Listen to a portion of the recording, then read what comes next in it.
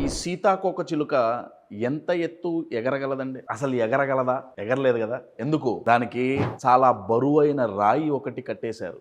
మనకు చూడటానికి అది చాలా చిన్నది కావచ్చు, కానీ సీతాకోకచిలుకతో పోల్చుకుంటే దానికి అది చాలా బరువైనది. దానికి ఎగరాలనుంది, కానీ ఎగిరే కెపాసిటీ ఉంది, కానీ ఆ బరువు ఏదైతే కట్టేసిందో అది గుంజేస్తుంది. నేను ఈ ఎగ్జాంపుల్ ఎందుకు ఇస్తున్నానంటే, మనందరికీ ముందుకెళ్లాలని ఉంటుంది. లైఫ్లో అయినా సరే, బిజినెస్లో అయినా సరే బెటర్ అవ్వాలని ఉంటుంది. Better relationships, better finances, better health, అన్ని రంగాలలోనూ బెటర్గా అవ్వాలని ఉంటుంది. ఆ బెటర్ అవ్వాలి అంటే మనం ఒక దాన్ని స్వాగతించాలి. దాని పేరే మార్పు. చాలా మంది మార్పును స్వాగతించడానికి రెడీగా లేరండి. మార్పు అనగానే మైండ్ ప్రతిఘటిస్తుందే తప్ప, అవాయిడ్ చేయడానికి ట్రై చేస్తుంది తప్ప మారటానికి రెడీగా లేదు. మనకు తెలుసు మారితే మన జీవితం బాగుంటుంది.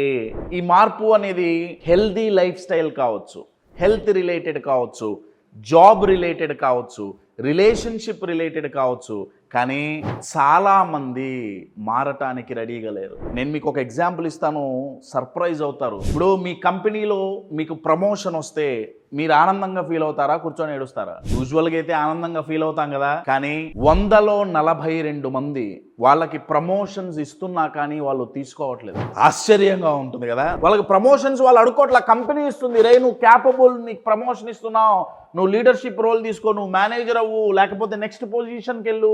తీసుకోవట్లా, మార్పును స్వాగతించట్లా. మనకు తెలుసు మారితే లైఫ్ బాగుంటుంది, చాలా బాగుంటుంది, కానీ మారటానికి మైండ్ సహకరించదు.